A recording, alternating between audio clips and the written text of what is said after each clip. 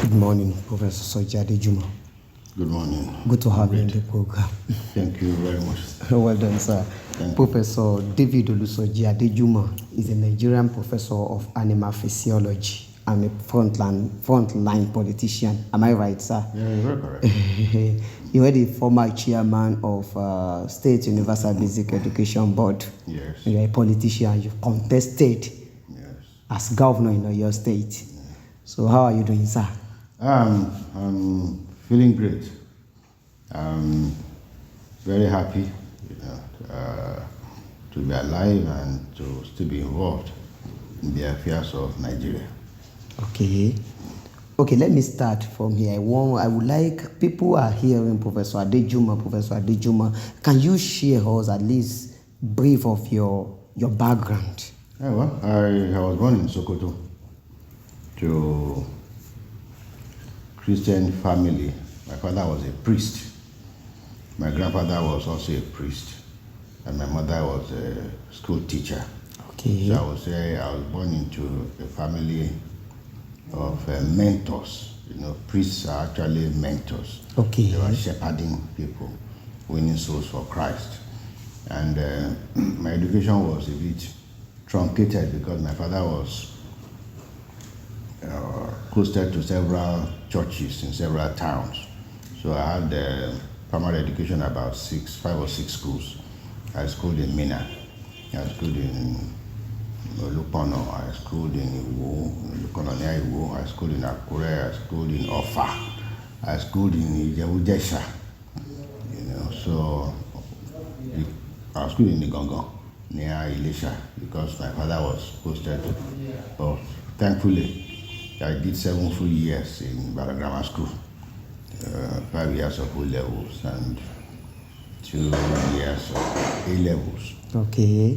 And I'm happy. And what made me to devote most of my life to education is that priests were not highly paid workers. They were more or less doing sacrificial work. Okay. So my father didn't really have the money to afford our school fees, but as God will have it, okay, I was able to run education. Okay. Little nothing as outlay from my parents because I had scholarships. Okay. Right from the time I started my education. I started with a primary scholarship. Okay. I started with not really primary. The scholarship was practically free. Primary was practically free, but because the missions supported the primary education in the north particularly, so they gave us books and a few other, teaching aids. You mean the missions? Yes, the Christian missions. So I would say I still had some partial scholarship for primary education, and but secondary, I was on Western State Government scholarship for my O levels, my grammar school, and I was on ZAT scholarship for HSC, that's A levels. I was on my State Government scholarship for my undergraduate, and I was on Federal Government scholarship for my master's degree. So you enjoyed scholarships throughout your academic? I was a university scholar. University was a scholarship for my PhD. Wow. So I had a scholarship right through, and from there, I developed my passion for education, for service. Okay. To people, particularly in this part of the country where we value education very highly, and that has made me to put more effort into trying to reach out to people to help with their education aspirations. Okay. Served as director of DFRI in Oyo State with more emphasis on rural integration, rural roads, rural electrification, food security, and all of that. I was special advisor on agriculture to Governor Kwala Kweshola. I was chairman of the College of Education of Oyo. As a matter of fact, when the governor of Oyo State decided to upgrade the College of Education to University of Education, I just said it's just building on my own efforts. Because I started in 2007. Okay. I think 2006 precisely, to make the College of Education a self-sustaining degree awarding institution as a University of Education.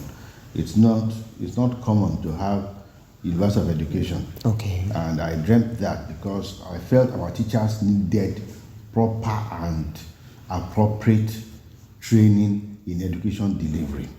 So I felt that if a university was solely devoted to education, they will produce core, professionally minded teachers. Okay. Who will have training in all aspects of teaching, pedagogy, everything that will relate to imparting knowledge to the pupils. Only a university dedicated solely to education can do that. We don't really have that. Even when I traveled abroad to also examine and investigate similar institutions, and I found that very few countries, have University of Education. So that Oyo State government is now doing that is actually making my own dream come true. And again, So are you happy about that? I'm very happy because that is for the benefit of the people of Oyo State. Okay. It's when we are. So you don't mind the person who is doing it? No. You see, as long as that is the beauty of politics. Okay. All we want is the good of our people. And if I dream a good thing for the people, and somebody from another political divide decides to do that, to deliver exactly what I have in mind for the people, I will applaud it. I will congratulate him. And I will be more even convinced that yes, I'm on the right track. Okay. In my thinking and in my disposition. So I'm happy that the College of Education of Oyo State is now ascertained a University of Education status. So you don't see it as if your idea has been hijacked? No. You see, in life, it's only a fool who will think that knowledge will be contained within his own system, within his own brain, his own intellect. No, knowledge has to be dispersed, and there is nothing like hijacking when you are delivering good things. It's a different matter. Okay. If I was proposing it that was the government of Akala.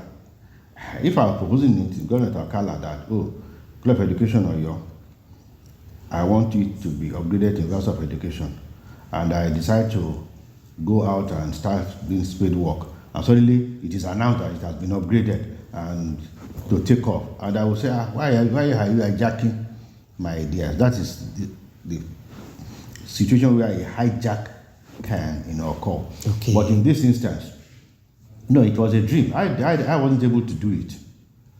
I was still planning it. We thought that we would win a second term ticket. And I felt if Akala had won the second term, definitely the University of Education would have taken off between 2011 and 2015. No doubt about that, because already had the framework on the ground. So, but for the 8 years of Adejumo, it wasn't done. I don't think he really looked in that direction, because credit to him too, he established the first technical university. And that is also a landmark, because it's a technical university. Okay. And maybe we may not understand the meaning and the value of a technical university. Can you educate us? That'll be perhaps maybe the only one in Nigeria. It's like having a polytechnic university. That is, you're having a university that is devoted to delivering technical education, not just, I want to run a university of all disciplines. We will do commerce, we will do accountancy, we will do this, we will do that. No, it's a university that is supposed to be science-driven. It's supposed to be science-driven to bring in curriculum that will go deeper than the normal run-of-the-mill university. I'm not so sure if that is exactly what they are doing now, but the meaning of a technical university is totally different from a normal, straight-jacketed university. Okay. And so if he could not do university education and he came up with the technical university, I think he also had his own dream. And fortunately now we're having a technical education, a technical university, and we're also having a university of education. So it's a win-win for just people. It's a win-win. Yes, a win-win. Professor Adejumo, you enjoy scholarship throughout your educational and academic career. Just look back some years and compare the standard of education then to this time. What is missing? Well, the missing is there have been poor planning in education over the years. Very, very poor planning. You see, in those days, we were not many in school. Facilities were, not scarce. The facilities matched the enrollment. Now we have huge enrollment with very, very limited facilities. And again, in those days, when we were in school, a teacher employed straight from university will earn a car loan. Within a graduate teacher, within 3 months of starting his life, he's already driving his Toyota, whatever, Crown, Corolla, Datsun, Bluebird. Those are the common cars our teachers drove in those days. Okay. So life was fairly easy. He could quickly go to the housing corporation and get a housing loan and start. But now all of that is no more. The salary of a teacher cannot buy a bicycle. So it's difficult for education delivery to match what we had in our own days. In our days, we had it very good. It was utopian. But successive government refused or were incapable of thorough planning. You need to plan. You see, when you are dealing with education, you don't look at what is happening today. You plan like 20, 25 years ahead. Okay. Nothing has been done in that area. You look at Nigeria, universities are just thinking on universities, trying out graduates without prospects of no future for them. Because there is no planning on the ground. Industries are not primed to look towards the manpower that will come from the universities. Okay. Universities are not trained to look at what they will do as graduates when they leave the universities. Everybody is all doing their own thing, disjointed. No nation can move like that. So are you saying there is no more discipline in educational, in the academic? No, I say there is no focus, not discipline. Education in Nigeria has lost its focus. People who are driving education many of them should be in prison, for failing the nation, for failing the youths of this country. In the use of education, a government that even prescribed history from the curriculum for so many years, is that a serious government? Okay. A government where a minister of education will go and collect 100 million naira form to run for presidency when university teachers were on strike. Does that show that there is sanity? Something is wrong.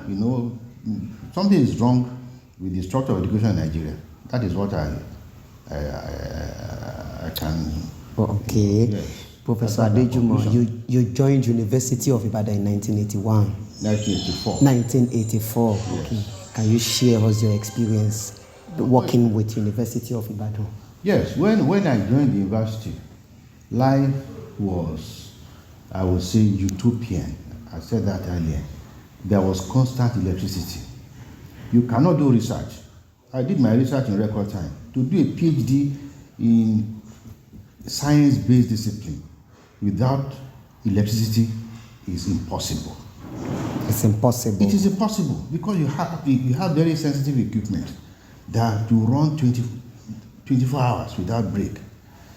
And when you have light disruption and you have your equipment being destroyed by power surge and things like that, when you don't have water, there are equipment that will need to be recycling water into 24 hours. Then water dries up. The tanks are dry. You can't get the petrol or diesel to power generator to pump water, and the decay sets in. By the time I spent about 10 years as a lecturer, I started seeing the downward trend of education, especially research in Nigeria. That is why we have not been able to do any in-depth research in any discipline in Nigeria. Okay. And that is very unfortunate. Okay. Can you say that a Nigerian researcher, professor, or whatever has made a breakthrough in any discipline of knowledge in the last 20 years that can be regarded as this is world class or this is outstanding? Any Nigerian who has done that has achieved that outside Nigeria. Outside Nigeria? Not within Nigerian universities. Have you ever think of leaving Nigeria to be lecturing abroad? Once or twice it occurred to me, but I just felt, why am I going to be uploading my own knowledge to people that do not bring any value to my country? So I've not really been, yeah, I could do research. Yeah, research is a different issue. You can bring the gains of your research back to your institution. But even when you do such research with highly specialized in equipment and methodologies and protocols, and you come to Nigeria and it's desert, it's barren. You can't even replicate. Nigeria has trained so many people. Nigeria university system, even the TED fund, they've been training Nigerian researchers abroad. But when they come back, the equipment is not there. So you are emphasizing on equipment? Yes. Because without equipment, you can't send people to the moon. Without equipment, you can't investigate matter.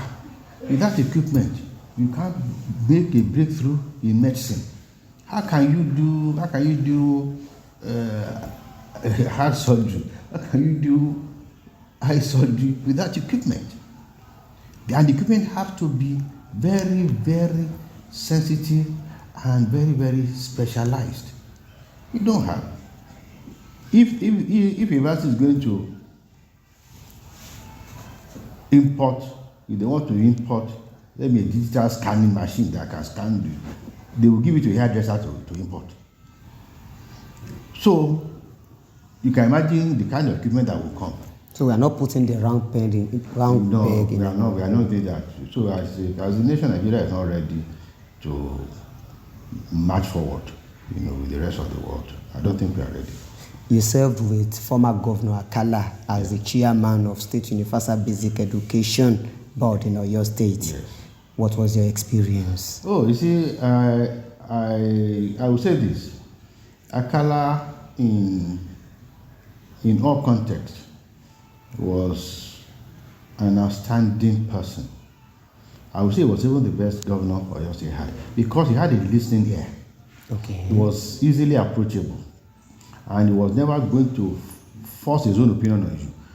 As far as I was concerned, as chairman of SUBEB, Oyo SUBEB, I had absolutely free hand to develop my own ideas, okay, which I would take to him and explain to him and persuade him. He could criticize, he could make suggestions, but at the end of the day, when we agreed on those ideas, the implementation was completely left to me. And I would tell him, I said, look, Your Excellency, this is my idea. Let me run with it. If it fails, hold me responsible. Okay. Hold me responsible. If it succeeds, take the glory. So that was my relationship with him. Okay. Were you able to benefit from his ATM? No, I didn't need to benefit from his financial largesse, because I had a position. I was chairman of a major board. So why did I not need to look up to the governor to give me? People call him ATM. Yeah, they could call me ATM. You understand the meaning? Yes, because they found that he was very generous. Okay. They found him very generous, which is true. And I'll give you a personal example. Okay. I had cause to take a family member for surgical intervention abroad, and the cost of the medical treatment was extremely high. So I was forced to approach him, and he gives immediate support. So, and I know that many people also experienced that with him. That does not make him a loose cannon in terms of spending. Okay. He was only able to respond to the needs of his own people within the limits of his own financial conditions. Okay. So people really enjoyed from his ATM card. Yes, they did. And what is the benefit of people piling money? I heard a story of somebody who was building a house somewhere in this Oyo state. Was building a house, and they brought in containers, seed containers of equipment, but all the containers were opened at one time or the other to bring maybe some imported China were imported toilet facilities, bathware, furniture, but one container was left unopened. But eventually, when some level of investigations came up, the container was forced open and they found dollar notes stacked inside the container. Akala didn't do that. What is the purpose of hiding money inside the sewage tanks? What is the purpose of burying money underground when this money can be used for the education, Okay. for the health of millions of people? People who do such things, are very callous. So if Akala was in a position to improve the welfare of people by making personal, maybe generous contributions to people's welfare, I think should be applauded, Okay. not criticized. It's those people who bury money underground or in sewage tanks or in containers that should be locked up and level and throw the key into the ocean. Okay. So what was your contributions as SUBEB chairman in Oyo State? Oh, I think what we achieved in SUBEB I'm not going to be immodest, but I say can not easily be surpassed. Because when I take on a job, I take it up 100%. I pour myself into any job I handle. So as chairman SUBEB, the records are there.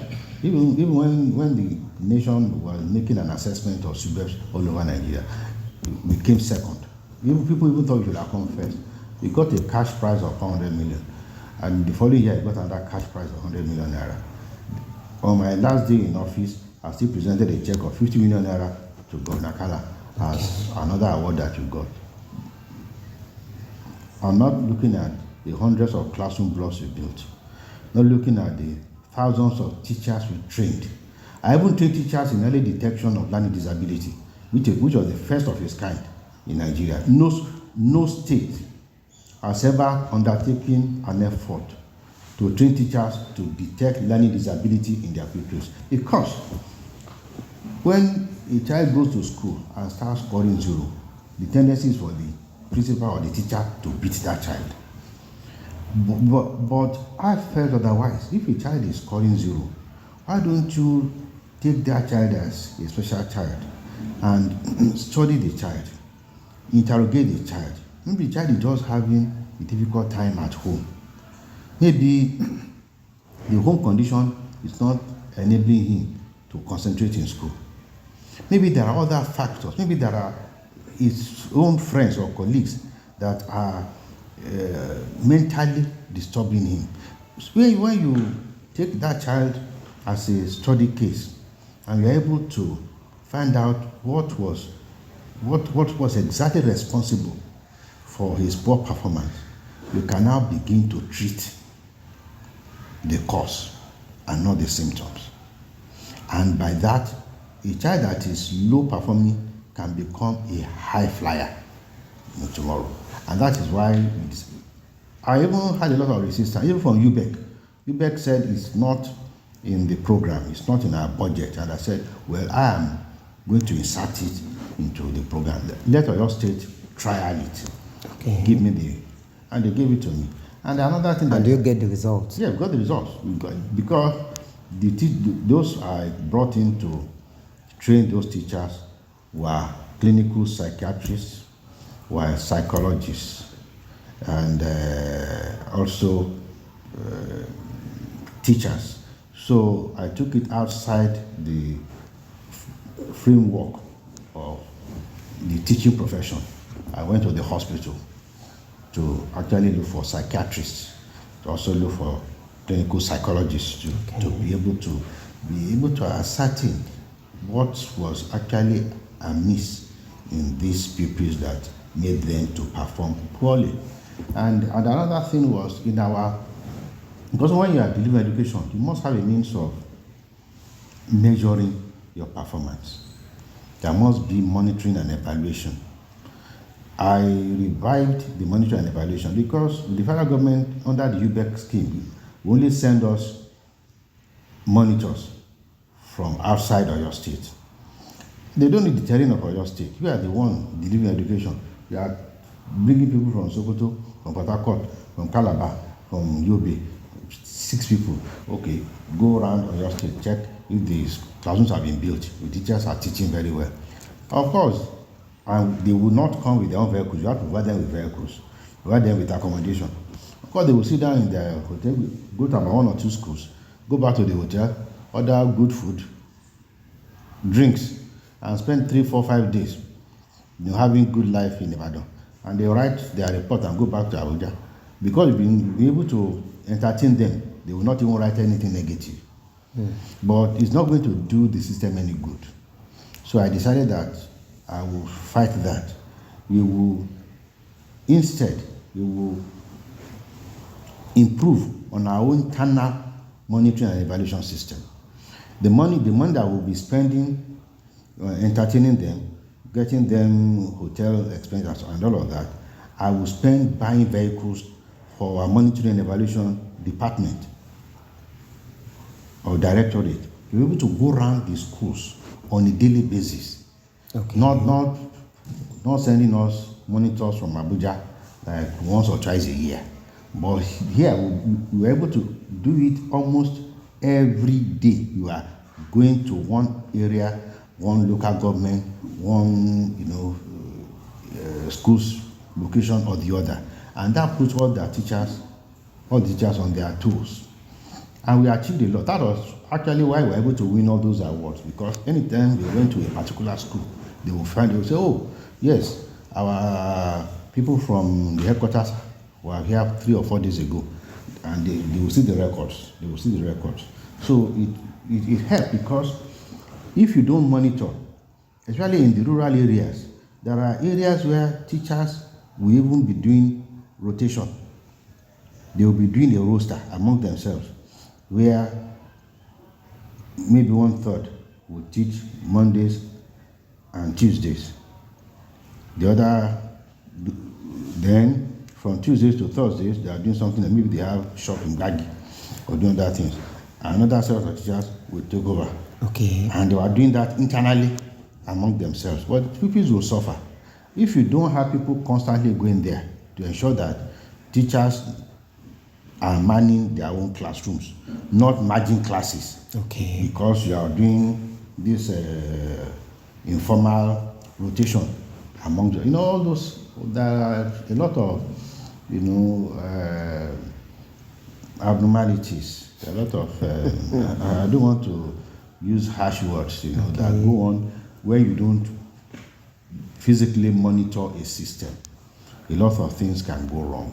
Okay. And that was why I empowered that unit especially. And also we were also IT driven. I brought in information technology. Okay. Yes, to our school system. In fact, if I had stayed longer there, it would have been very, very difficult for any state to surpass the landmark the performance of our own people. And anytime you go there, you're excited. Oh yes. Okay. Yes, I'm very happy. What prompted you to think that you need to become governor of your state? All this is that I've said to you, because I believe that your state has the capacity to actually stand on its own, even as a mini country. I believe so. I believe your state does not really need to be so dependent on the federal government allocation or whatever, because we have the land mass, we have the natural resources, we have the manpower. We have the education systems. We have many universities in Oyo State. So Oyo State can easily partner with UCH, with LAUTECH to establish world-class diagnostic units, maybe across 3 zones in the state, where we can do kidney transplant, we can do all manners of surgeries. I believe we have enough to feed this state. I believe you can harness water, even rainwater, in special facilities to ensure that we have water for our needs. I believe that we can develop our own educational curriculum. The national curriculum will only be a baseline. Okay. It will only be minimum. We will go high on into specialized IT learning right from primary school. Okay. Where our pupils, by the time they are entering secondary school, they are already earning money. Yesterday I was in a birthday party for one of my colleagues. He turned 70. And one of us, Angela Borden, was there. I said, when we were from 2, he was building transistor radios for us in school, in background school. From 2, not from 3. He would build the radio and give us. Anything was damaged electronically, he would repair it. If we had training at that level, we would have been able to manufacture our own mobile phones now. We should be able to have a better mobile phone. We will not be limited to, unless you have a Samsung, unless you have a Nokia. We will have gone in leaps and bounds and will be making money for this state. So I believe there is a lot of opportunity for your state to be far above most of the others. Maybe only Lagos State, because of their abundant resources, can boast of, we are. And do you think the environment is highly conducive to accommodate those achievements? It is. Look, I navigated the political terrain of your state, and our people are highly optimistic of a good future for your state. So I believe with the right pegs in right holes, your state can stand out any day among other states in Nigeria. Do you still have that in mind? By the grace of God, we know God is the owner of life, and is always, your destiny is in His hands. So I leave that to God, But nothing is impossible, for God. And I believe your state can get a better administration than what it may have. Not that I'm not condemning previous administrations. Okay. You cannot give what you don't have. So they have been given what they have. But I believe your state can still get better. Okay. But to you, are they giving the best? To me, I'm not saying that they will give the best. They may be giving the best within their own capacity. Okay. But I would say Oyo State is not getting the best. Or you are not getting the best from them? Yes. What they are doing is still not the best as far as I'm concerned. I believe what they are doing is still baseline, it's still pedestrian. So they can do more better than that? Oh, much more. Okay. You are part of the team that campaigned for Asiwaju Bola Tinubu. Yes. I met with you in Abuja some months ago. Yes. So how can you describe people lamenting, talking about challenging the success of Asiwaju Bola Tinubu? Well, you see, Asiwaju Bola Tinubu's success is a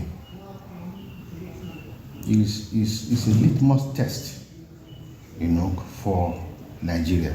Okay. From so many angles. And the reason is that Bola Tinubu did not win by a very high majority. We've always been having governorship elections where you will see a huge majority, landslide. I would say his own election, the votes that brought him in as president had the least amount of votes in all the presidential elections we had in this country. Okay. I think he had just about maybe 8 million or so. I think it was more than 8 million votes. 8 million plus. 8 million plus. Obi had about 5 million plus. Atiku had about 7 million plus. Before, we used to have presidential candidate winning with 16 million, 21 million votes. So that means that the opposition votes, Labour, PDP votes, if you combine them, they are more than the votes that brought Tinubu in. Whereas, if you merge all the opposition votes in the previous election, they are not, maybe just a bit more than half of what the victor, the person who won the election, scored. It happened with Obasanjo, it happened with Yaradua, it happened with Jonathan, and it happened with Buhari. But for Tinubu, he got the least. All those who had huge votes, huge margin, Buhari, Obasanjo, Jonathan, and a bit of Yaradua, they've not really improved the lives of people as expected. Okay. Now, Tinubu that has the least now has to prove that Nigeria made the right choice. Before, we were having huge votes, landslide votes for the winners of the presidential election. And they didn't achieve more. In fact, Buhari, with all the votes he had, he ended up waging war on his own people. He waged war on me. And I think he waged war on you. When we wage financial war, economic war, you can't approach your bank to get your own money that you put your own money you put in the bank. You can't go to the bank to withdraw it. So he waged a war on you. He waged a physical war. People will go and queue in the bank, sweating. People will even collapse. They will lose energy. He waged a physical war. He waged emotional war. Because somebody will get up and say, look, I have to go to the hospital. Hospital will charge me 45,000. The bank will only give me maximum 20,000 naira. How do I make up with this treatment and not die? So that is a body wage war on his own people. And I don't think he should go scot-free. If we are not in a position to punish him, God will punish him for what he did. And now it is incumbent on Tinubu. You are not satisfied with the way Buhari governed Nigeria? No. I am totally, maybe 2015 to 2019, I would say ambivalent. But what he did is... You're supposed to blame Buhari or Emefiele? No. The buck stops on the desk of the man in charge. Okay. What Buhari did in the last 12 months amounted to waging a war on Nigeria. Okay. Maybe because he's not... But he has asked for your forgiveness. He asked Nigeria to forgive him. Heavens will not forgive him. Do you forgive him? I will never forgive him because people died on the queues. Can he revive those who died? Buhari has done. I believe there is a mental defect somewhere along that line. Buhari and Emefiele. I believe there is a mental dysfunction. Nobody in their right senses. What has Emefiele achieved? We are back to square one. What has he achieved with this nonsensical monetary policy? What has he achieved?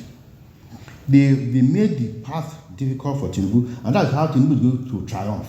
Tinubu is now going to become perhaps the best president Nigeria will ever have.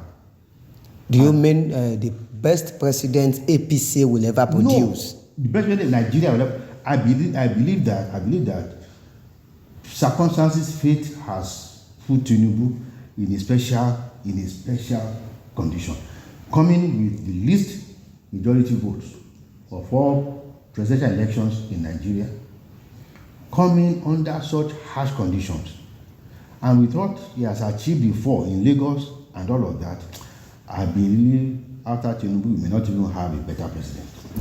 So you are not considering political party now? I'm in APC. But I will never forgive Buhari for what he did. You belong to the same party? Yes. does Buhari feed me? Both the same party. Did he consider that when he was inflicting a war on his own people? He didn't consider that. He did consider that when people were dying and he still went and made a broadcast that no, the money scarcity will still remain in place. Was he thinking of Nigeria when, without any framework on the ground, he announced a census? So I see there's a mental disconnect somewhere. So you were hurt. Yes, because that's not the way a president should treat his own people. He swore to an oath, and the oath, guided by the Constitution, guarantees us freedom, guarantees us happiness, guarantees us peace. And for 3, 4, 5 months, there was no peace in the land. How can a president do that to his own people?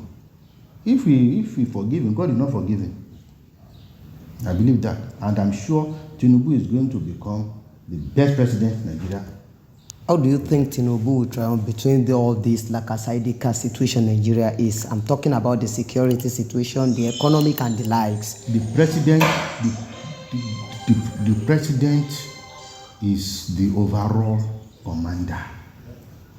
Tinubu is not going to abdicate a responsibility to anybody. If Buhari did that, that is Buhari's style. It's Tinubu that I know, that I have studied, that I have looked at, will be fully in charge of his administration. You are very close with him.